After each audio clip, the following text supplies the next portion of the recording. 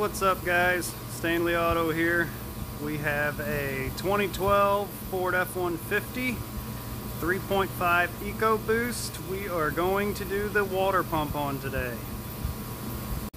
It's not a terrible job. It is kind of down in there. There's a lot of tubes and hoses. First thing you're going to do is we need to remove this Y pipe, and that'll give us access down there to the pulley, belt, and of course the pump.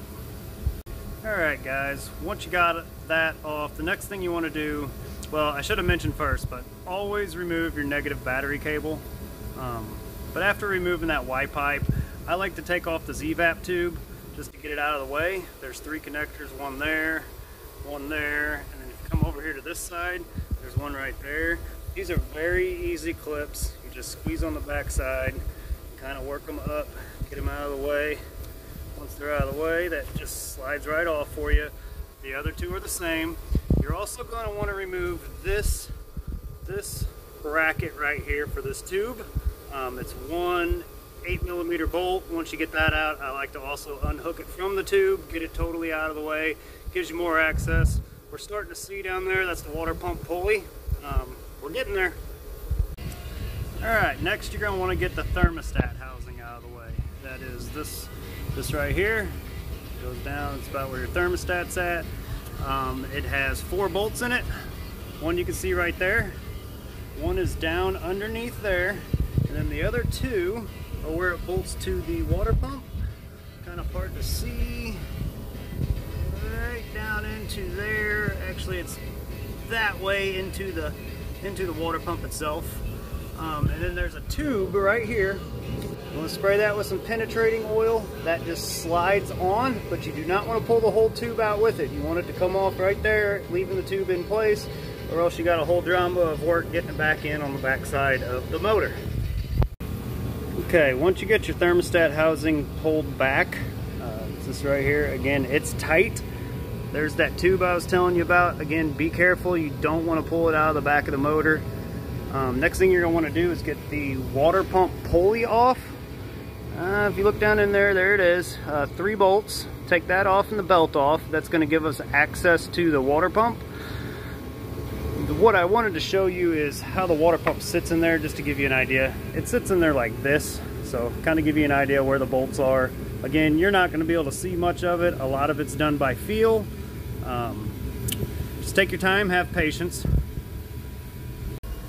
Alright guys, once you get your pulley off and your belt off, you can see if you look right down in there, that's the shaft off the water pump. You'll have 7 bolts on the water pump, 2 at the top over here. Kind of hard to see, but you got that one right down in there.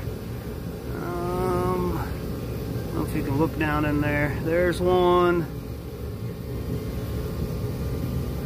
There's one.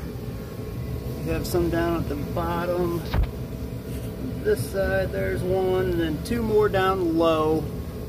Just take your time. It's not easy to get to them all. Again, it's not a terribly hard job, but it's not easy. It just takes some patience. So once you get that pulley off, you get that belt off, just take your time, get them 7 bolts out, and you'll have your water pump coming out. And there you have it, guys. Water pump removal on 2012 Ford F-150 3.5 liter EcoBoost. Again, it is a little tight, not the easiest in the world to do, but can be done at home. Just take your time, have some patience. This one here, actually the bearing went out on it, caused play in the shaft and leaked out around it. You can actually see where the pulley started rubbing against the housing. Something I did want to note about the pulley, most Ford Moco factory ones have a 4-bolt pulley. Aftermarket comes with a 3-bolt. It will come with a new pulley. Why they changed it, I don't know, but just wanted to point that out also. Again, be cautious of the coolant tube. You do not want that to pull out of the motor when you are removing the thermostat housing. If you do, you have a world of problems getting it back in the back of the motor. But there you go. It is a job well done.